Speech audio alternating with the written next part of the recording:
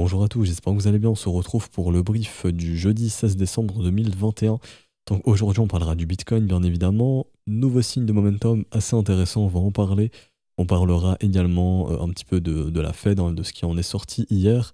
Et on parlera d'Ethereum et bien évidemment de crypto.com qui est juste ici, donc qui est un peu revenu en commentaire. Je voulais faire une mise à jour dessus, parce que j'en parlais quand il était très vertical. Je vous disais alerte, alerte, alerte, c'est pas un asset qu'on achète. On achète dans les zones de rechargement et je ferai une mise à jour dessus et surtout voir quels seraient les niveaux intéressants à tenter de racheter. Et en tout cas, quel type de stratégie à adopter. Alors, du coup, le Bitcoin, bon, ça reste dans le range. Maintenant, ce qui est intéressant, c'est qu'on est tout proche du contact de la trendline ici. Donc, soit on va avoir un rejet, et à ce moment-là, hop, retour vers probablement les 45 000, 44 000, pourquoi pas, pour tenter de revenir visiter le bas du range. Parce qu'on n'est jamais revenu encore dans le bas du range, hein, donc de grandes chances qu'on y vienne, tôt ou tard. Également, par contre, si ça breakout, à ce moment-là, il y a de grosses probabilités qu'on puisse revenir dans le haut du range, mais que ça ne soit pas le signal, ça y est, on est reparti. Non. Comme vous le savez déjà, il y a un peu il y a des options qui sont là, et il y a de grandes chances d'être proche des 48 000 pour fin décembre, donc même si ça breakout, il y a de grandes chances qu'on soit toujours vers les 48 pour fin décembre, et ça même début janvier probablement. Mais en revanche, le breakout de la trendline pourrait permettre ensuite d'y voir une structure s'y développer, et là ce sera le vrai signal, quand il y a une structure de l'autre côté de celle-ci. Donc c'est pas le moment de crier bullish si ça breakout. Si ça breakout, il y a probablement tous les réseaux qui vont crier à la lune, il y a de grandes chances que ce soit un simple retour dans le haut du range pour ensuite revisiter le bas du range, donc ne vous faites pas avoir. Le vrai signal, c'est quand il y a une structure de l'autre côté qui confirme bien le breakout. Ok. Également, le momentum ici, vous voyez tous ces W qui se sont formés, super positif, divergence haussière.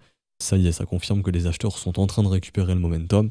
Donc les attaques baissières, ou en tout cas une réelle attaque baissière, est probablement hors de cause.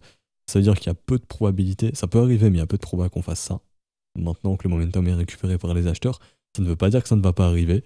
Mais si ça arrive, c'est que le momentum aura été récupéré par les vendeurs avant. Donc pour l'instant, tant qu'on ne voit pas un nouveau M sur le momentum comme ceci, il n'y a aucun risque. En revanche, si un nouveau M se forme, là ça sent vraiment mauvais et ça pourrait justement refaire une attaque baissière. Donc pour l'instant, ça on va le noter. Mais le momentum est récupéré par les acheteurs, c'est super positif.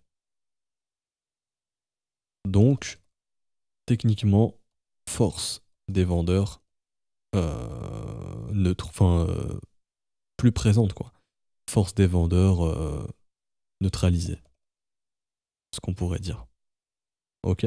Donc ça c'est bien. Donc les attaques baissières, techniquement, enfin les continuations baissières ne sont plus trop probables pour le moment. Le plus probable, c'est de continuer de ranger jusqu'à décembre.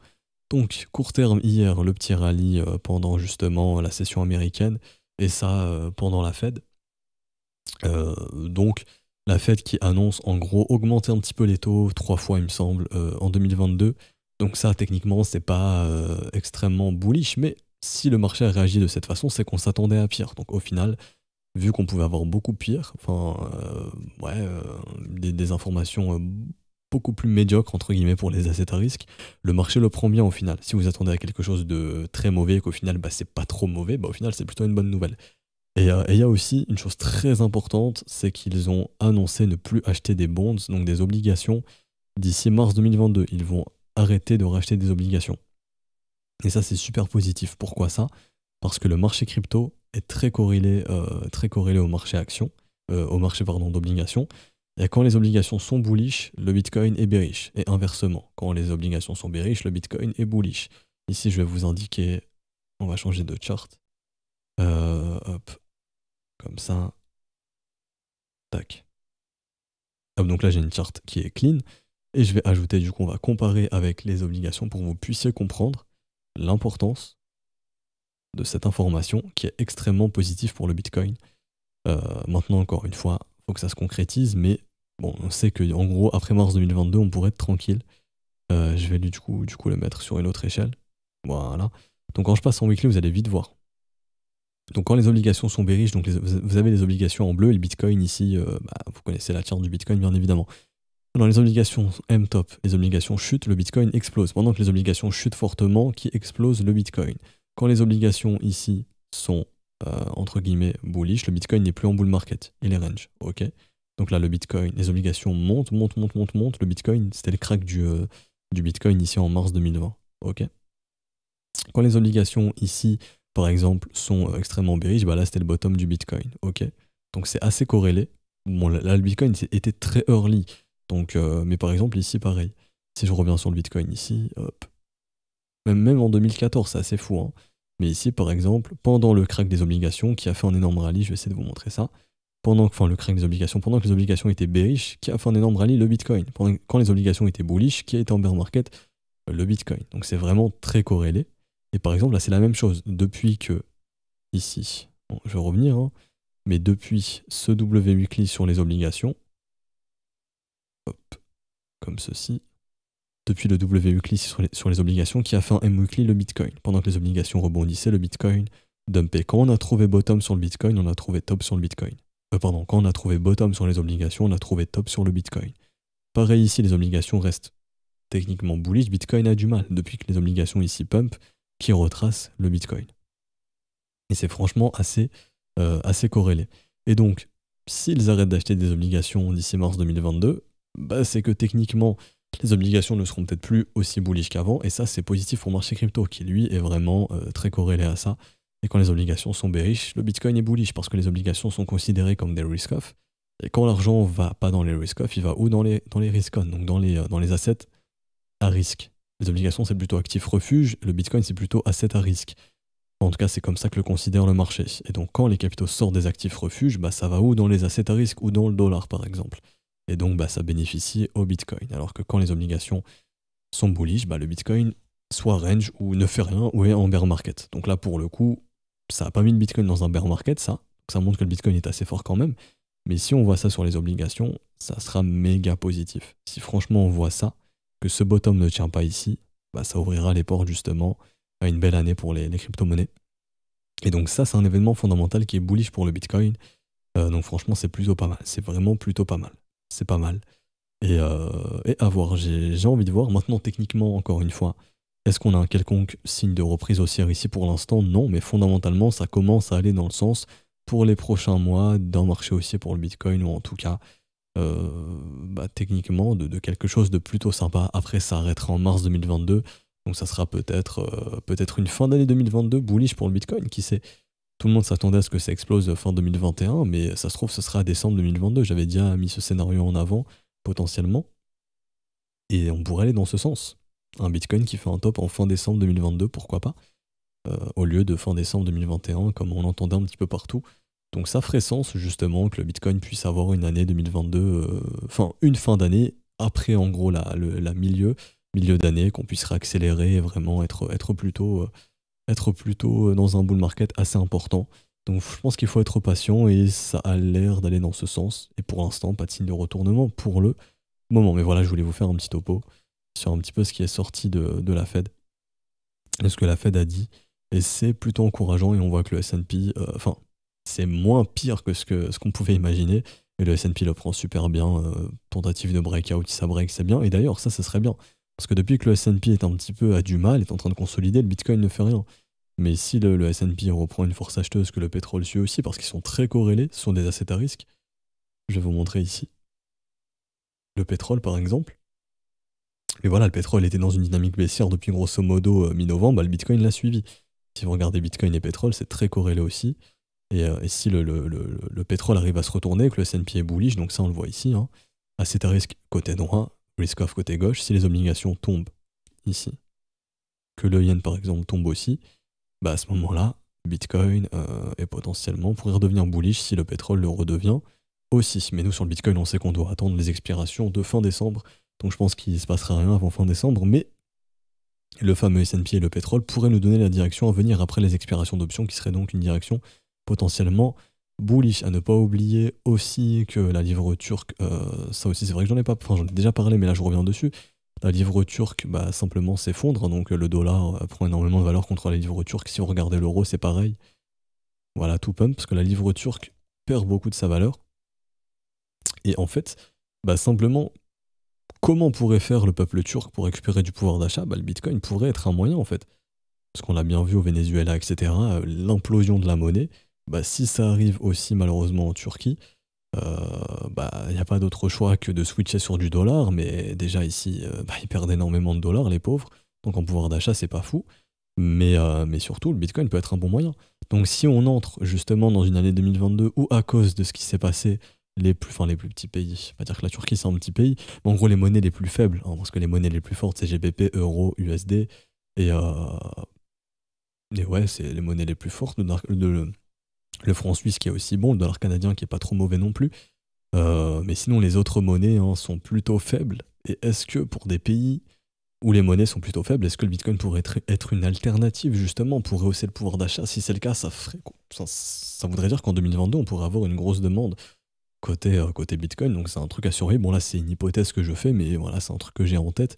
Je me dis que voilà, quand on voit des monnaies comme ça, comme la livre turque qui s'effondre, ils n'ont pas d'autre choix que bah, soit de s'en débarrasser ou de subir ou de switcher ailleurs. Switcher ailleurs, ce serait peut-être le Bitcoin qui pourrait être une solution. Euh, donc voilà, à surveiller l'évolution du Bitcoin, mais quand on voit des monnaies qui commencent à imploser, le Bitcoin a un coup à jouer. Le Bitcoin a un coup à jouer et pourrait accueillir cette demande potentiellement, tout comme l'or, etc. bien évidemment. Mais Bitcoin a un coup à jouer. J'ai fini pour Bitcoin, j'ai pas grand-chose d'autre à dire rapidement sur les spreads. On est toujours dans un environnement négatif sur Binance. Donc là, je suis en 15 minutes, donc ça change un petit peu. On est revenu un petit peu positif dans la nuit, mais on retourne dans le négatif, donc plutôt sympa.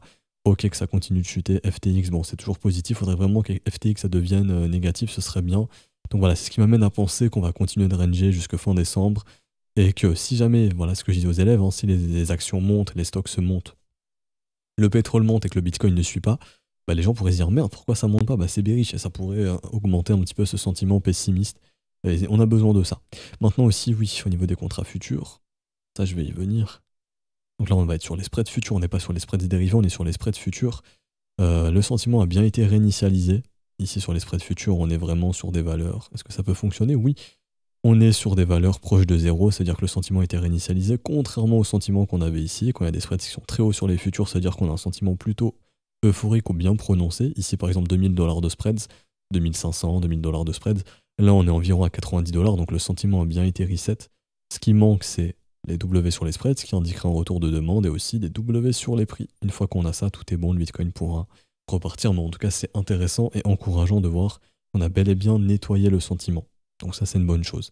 Bon, après, les contrats vont expirer aussi fin décembre, donc généralement, à l'approche des expirations de contrats, ça peut chuter aussi. Mais là, déjà, c'est une bonne chose que le sentiment ait été réinitialisé, c'est bien. Même chose sur Ethereum, hein, exactement la même remarque. Des spreads assez élevés, environ 3 à 4 $. Donc sur Ethereum, ça peut être beaucoup. Bon, c'est pas ouf, mais là, on est environ à 20 centimes de différence, donc ça montre que le sentiment a bien été reset. Après, on peut regarder sur des contrats à expiration plus importante.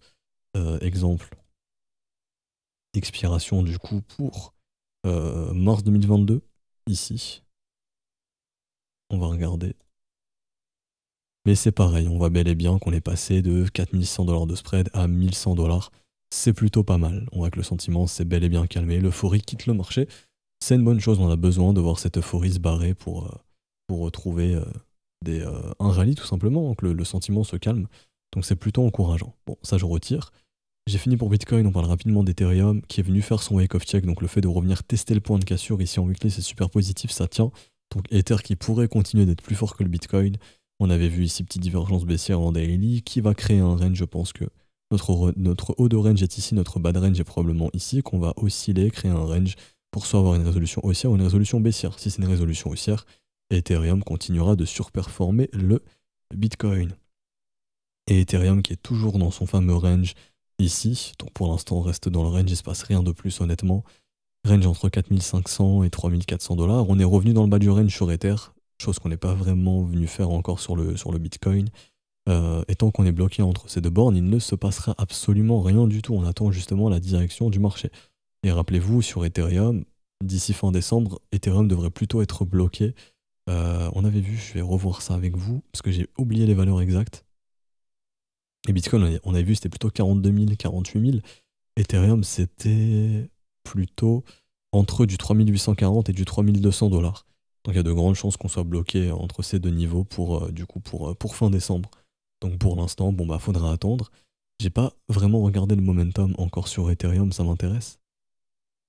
Pas encore, enfin pas bearish non plus, mais pas non plus de nouveau bullish. Donc ici, si on vient breaker, que ce W prend forme, Ether aura récupéré définitivement son momentum et on pourra réattaquer à la hausse. et aller chercher les 5000 voire plus, 5500 $. Pour l'instant, c'est pas le cas, il faut être patient. Et donc, pour finir, crypto.com. Alors, je sais pas si vous vous souvenez, pour commencer, je vous dis toujours d'essayer de vendre ou de prendre vos profits avant les chiffres ronds parce qu'ils sont extrêmement attendus et très rarement le marché vient casser ces chiffres ronds. Donc toujours essayer de vendre un petit peu avant, 95, 96 centimes, 97, 94, ça dépend de vous. Donc ici on voit bel et bien que crypto.com s'est arrêté avant les 1 $, c'est extrêmement important d'essayer de vendre avant ces chiffres ronds parce que tout le monde veut les vendre. Donc si tout le monde veut les vendre, il y a de grandes chances qu'on n'y aille pas, enfin en tout cas que il n'y a pas assez d'acheteurs pour venir casser ces ordres de vente, ce qui fait que les gros prennent profit avant, généralement, et ce qui fait qu'on ne va pas chercher ces 1 $. Donc, essayez de prendre vos profits avant les chiffres ronds.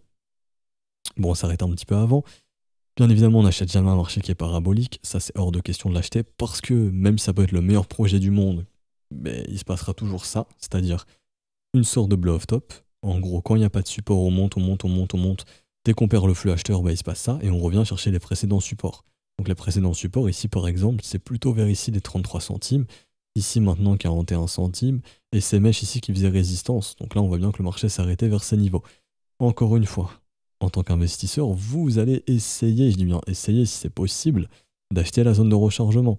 Donc là la zone de rechargement, elle est où?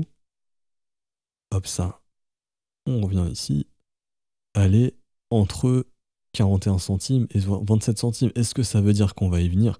Pas spécialement, mais si on y vient, vous avez un coup à jouer, vraiment une bonne opportunité pour acheter du crypto.com à un prix beaucoup plus intéressant. Ici, c'est vraiment un discount de 70%, 55%. C'est vraiment pas mauvais. Alors, est-ce que c'est déjà intéressant d'acheter ici? Honnêtement, je dirais que pas encore. Il y a une structure de retournement et on n'est pas dans une zone de rechargement, donc ça ne m'intéresserait pas trop. Au niveau du momentum, pareil, il n'y a rien non plus. Les spreads sont négatifs, donc ça, c'est une bonne chose. Maintenant, c'est pas exceptionnel non plus. Et je vais regarder si j'ai mis les bons chiffres ici, enfin les bons exchanges. Ah non, ici c'est le Luna, mince. Je vais mettre le CRO USDT. Alors, DOCEX, le PERP, moins le OKEX. CRO USDT. Hop, comme ceci. Tac. Ok. Et donc oui, les spreads sont d'excellents indicateurs pour prendre profit. Quand les spreads sont très élevés, ça on en parlait ici, ça peut justifier justement que les gens sont en train de FOMO dans l'asset. Spread très élevé, c'est le top. On commence à entrer dans le négatif, donc ça commence à devenir intéressant. Mais ce qu'on aimerait, c'est spread négatif et zone de rechargement et structure à l'intérieur, bien évidemment. Donc les prix intéressants sur crypto.com seront, et si on les atteint, bien évidemment, entre 41 centimes et 26 centimes. Là, je vais remettre mon volume profile comme il faut parce que je l'avais customisé pour quelque chose. Alors, ouf, on va retirer 4000, on va mettre 80, comme ceci. Ok, alors où sont les creux? Où sont les creux? Alors, il y a un petit creux ici, mais surtout, les creux sont là. C'est-à-dire qu'en gros, si on veut capturer beaucoup de liquidités, ça se ferait entre 23 centimes et 33 centimes de dollars. Je ne sais pas si crypto.com va aller chercher ces prix-là, j'en sais strictement rien. C'est possible, tout comme ce n'est pas possible. Bien évidemment, je ne lis pas l'avenir, je suis juste là pour essayer de trouver des prix intéressants. Ce qu'on peut regarder également, c'est de regarder la résolution du premier arrêt ici. Donc je vais changer de chart parce que là j'ai un peu trop de fib. Je vais essayer de vous aiguiller pour qu'on essaye de savoir si ce marché a fini son mouvement tendanciel ou non. Pour savoir ça, je prends le bottom ultime de crypto.com qui est ici.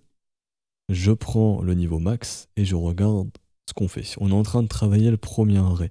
C'est-à-dire que si jamais, ici, on commence à voir des W comme ça se dessiner, il y a la possibilité qu'on soit dans un mouvement de continuation et qu'on aille chercher plus haut. Donc là, ce serait plutôt pour les traders qui suivent la tendance. Ok ? Si vous êtes investisseur, là, c'est un petit peu trop tard pour vous. Un investisseur, lui, cherchera plutôt à acheter dans la zone qu'on a vue. Donc là, c'est vraiment la zone de rechargement à la plus long terme que je peux avoir, entre 37 et 21 centimes. On voit bien évidemment que le creux ici est bien matérialisé entre 33 centimes et 26 centimes. Ici, on le voit bien. Ok ? Ça, c'est vraiment la zone qu'un investisseur cherchera à acheter. Le marché peut ne jamais y revenir. Et à ce moment-là, si je suis investisseur et qu'un asset ne m'offre pas les conditions que j'attends de lui, je m'en fiche, je change, je vais ailleurs. Je me barre. Il y a d'autres opportunités ailleurs. Je ne vais pas courir après un truc qui ne me correspond pas. En revanche, si je veux suivre la tendance, là, j'ai la possibilité d'avoir un mouvement de consolidation que je n'avais pas avant parce que c'était parabolique. Là, le marché peut me l'offrir et à ce moment-là, je peux justement avoir des conditions de suivi de tendance pour essayer de suivre la tendance haussière et de capturer le prochain mouvement haussier. Tant que je n'ai pas ça, je n'ai rien de plus intéressant malheureusement. Donc encore un petit peu trop tôt pour parler de reprise haussière. Pour l'instant, ce qu'on y voit, et donc là je vais supprimer les schémas ici, hop, ce qu'on y voit, c'est tout simplement un range qui vient de se créer en une zone de combat, plutôt une zone de combat ici, entre donc 48 centimes de dollars et ici 65 centimes de dollars. Si jamais le marché casse les 65 centimes, on a une reprise haussière. À ce moment-là, on se méfiera bien évidemment de la zone de rechargement de short entre 86 centimes et 76 centimes, parce qu'on pourrait être dans le début de ce qu'on appelle techniquement un blow-off top, ou si vous connaissez la charte du sentiment, ici, dans ce qu'on appelle la complacency ici, donc je vais écrire Wall Street chart ici, hop, image. Alors, est-ce que je peux zoomer un petit peu? On va aller sur le site voir. Ils sont chiants. Hop, ici là. On a juste besoin de se relaxer un petit peu, le prochain rallye va commencer. Non, on pourrait très bien être dans cette phase-là. On a connu l'euphorie, on va tous devenir riches, etc. La première phase de crack, le rebond, et ensuite voilà, le déni, la dépression, etc. etc. C'est le schéma d'une bulle. Crypto.com est dans une parabole, donc il pourrait justement être techniquement dans ce fameux schéma-là, c'est-à-dire ici le rebond, et au final, eh ben non, et on attend qu'un bottom se pose plus bas. C'est pour ça que je vous dis que cette zone de rechargement de short pourrait être une zone intéressante pour prendre des profits. Ça ne veut pas dire qu'on est dans ce schéma-là, mais il faut se protéger, ok? Et donc tout simplement ici, je prends un peu de profit, je réduis mon exposition à l'asset. S'il fait un nouvel ATH, tant mieux, on évince en gros la possibilité qu'on soit dans un retournement de marché majeur, ok? Mais en tout cas, voilà, si ça arrive que vous commencez à avoir du M-top ici weekly, c'est pas bon, et là ça annoncera du retracement, parce qu'on a fait un mouvement parabolique, et les paraboles généralement terminent assez mal. Ok. En revanche, si on casse au nord, que on trouve pas de sommet ici, qu'on continue, très bien, let's go, allons faire un nouvel ATH. Et donc quels seraient les objectifs ici, en cas de nouvel ATH? Alors, extension 161,8 de 100%, comme ceci, ça serait entre 1,25$ et 1,42$. Également, j'ai d'autres objectifs avec des extensions de FIB ici. Je prends la précédente consolidation, hop, qui est pour moi ici, je prends le top, je vais au bottom. Mouvement d'extension de 100%, environ 1,30$, 1,29$, donc ça arrive dans la zone qu'on a vue. Ensuite 1,51$ et 1,80$. Bon, les autres objectifs, on verra ça plus tard. Mais ça, c'est les objectifs que vous pouvez targeter si ce marché fait un nouvel ATH. Maintenant, méfiez-vous beaucoup. Moi, je pense sincèrement que cette zone de rechargement de short doit servir de gestion de risque. C'est-à-dire que, admettons, si je suis exposé, je sais pas moi, 5% de mon capital sur crypto.com, je pourrais diminuer à 4 ou 3%, histoire de réduire mon risque et prendre un petit peu de profit. Donc prise de profit potentielle pour se protéger d'un blow-off top. Ok? Parce qu'un blow-off top, ça arrive généralement comme ça. C'est-à-dire, gros mouvement de crack, rebond, tout le monde pense qu'on est reparti, sauf que, eh ben non, et au final, ça se termine comme ça, et les gros viennent recharger là-bas. Donc vraiment, faites très très attention. Faites très attention. Maintenant, si résolution haussière, comme j'ai dit, il n'y a pas de problème. Si ici, il n'y a pas de signe de retournement, on poursuit et on va chercher plus haut. Mais bien évidemment, je ne lis pas l'avenir, je ne sais pas si ce marché haussier est terminé, mais en revanche, je peux agir en conséquence avec ce que je viens de vous dire ici. Et personnellement, si j'étais intéressé par crypto.com, enfin personnellement, j'en ai que j'avais acheté sur les W Weekly il y a longtemps, enfin on en parlait ça l'hiver dernier. Donc ici, sur les 7 à 8 centimes, la plus-value est déjà assez intéressante. Mais pour le coup, si vraiment j'étais investisseur et que je voulais réinvestir dans le crypto.com, je le ferai pas avant, honnêtement, ici. Et si on n'y vient pas, tant pis, j'irai chercher ailleurs. Mais si on y revient, bah je sais que ici, techniquement, je peux me gaver, recharger à bon prix pour revendre ça plus cher quand le marché redeviendra bullish ensuite. Du coup, on va s'arrêter ici pour aujourd'hui. J'espère que ça vous aura plu. Si c'est le cas, n'hésitez pas à laisser un petit pouce bleu, à vous abonner si ce n'est pas déjà fait, à nous rejoindre sur Discord. Je mets le lien en description et en commentaire. Si vous souhaitez rejoindre l'école, c'est mieux de le faire via les modalités crypto. C'est un peu trop tard de le faire via le Patreon, donc tout est expliqué ici. Si vous avez une quelconque question, n'hésitez pas à envoyer un message à un des professeurs connectés en haut à droite. Donc ici, bon là, techniquement, je suis connecté, hein, mais je ne réponds pas sur le compte Le Trône. Faut m'envoyer un message privé sur mon compte personnel à moi, et donc vous me verrez connecté dans la journée. Les professeurs seront connectés en haut à droite.